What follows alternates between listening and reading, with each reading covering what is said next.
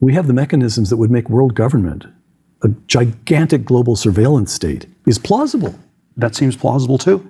And then I think, again, to come back to the Soloviev-Benson plot hole, on its own, they both seem not that desirable. Why would we have a crazy surveillance state? Why would we, why would we do this? But if you're scared enough of these things, that's the weapon. And this is sort of where my speculative thesis is that if the Antichrist were to come to power, it would be by talking about Armageddon all the time.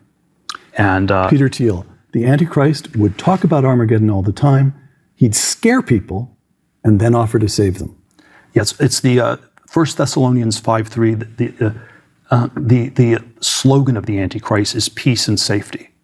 And so, which is nothing wrong with peace and safety, but you have to sort of imagine that it resonates very differently in a world where the stakes are so absolute, where the stakes are so extreme, where the alternative to peace and safety is, Armageddon and the destruction of all things. And then that's where peace and safety gets you way more than it would have in 1750. René Girard, in I Saw Satan Fall Like Lightning, one of his books, the Antichrist boasts of bringing to human beings the peace and tolerance that Christianity promised but has failed to deliver.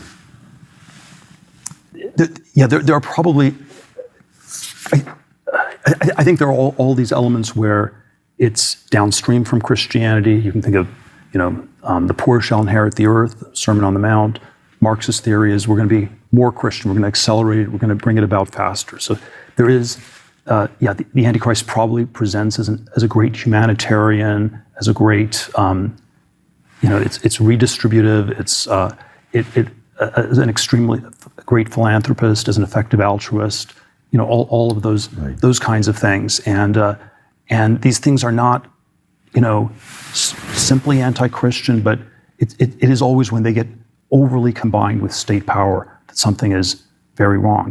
There are sort of ways Christ wants to unify the world. You have the parable of the Good Samaritan, where you should take care of people even if you're not related to them, and it's good to act like the Good Samaritan and to take care of people who are not just in your family or tribe or country. But then if you force everyone to be a Good Samaritan and you force a borderless world, it's